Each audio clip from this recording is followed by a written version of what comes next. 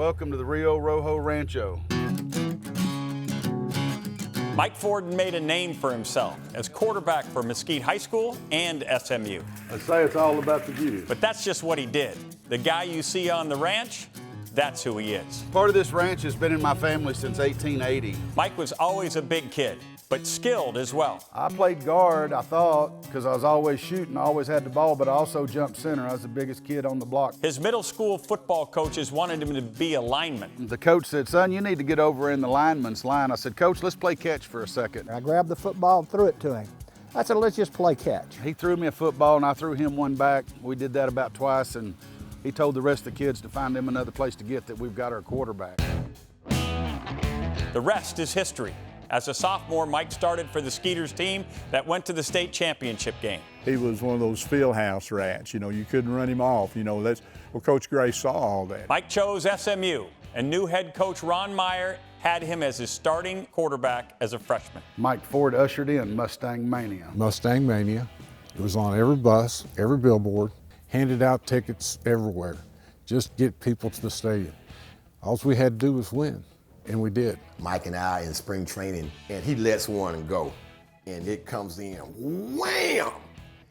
Hits my hand, and next thing you know, all I can see is this blood splatter. He split these two fingers right here. In his sophomore year, SMU won at Florida, tied Ohio State and Columbus, and Mike led the nation in total offense. This is a Pony Express award Eric and I created. Craig James and Eric Dickerson arrived in 1980, Mike's junior year. Well, let me take you to the first game I played with him.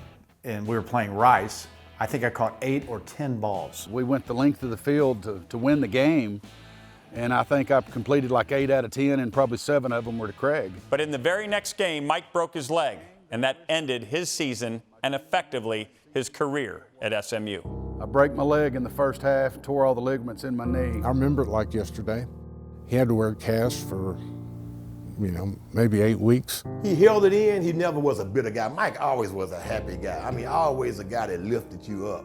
But I know internally it had to get to him because Mike was one of the top players in the country. I'm too old to think about regrets, We all make decisions that some turn out, some don't. The quicker you pull your britches up from those that don't, and get back to working on those that do, the better off you are. Mike was a backup in the NFL for 2 seasons before playing a few years in the old USFL.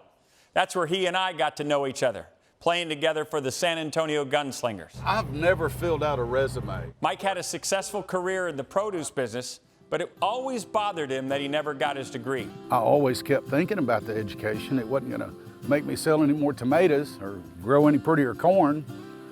They let me do my 4 hours, and I will always be thankful for that. You're not going to be a young man forever. So to earn his last 4 hours of credit, Mike produced a documentary called Stay in the Game, in which he spoke with other former SMU athletes about the importance of education. And I'm here with Reggie Dupard. Mike is as proud of that degree as anything he's ever done. Way up high. It finished something you started,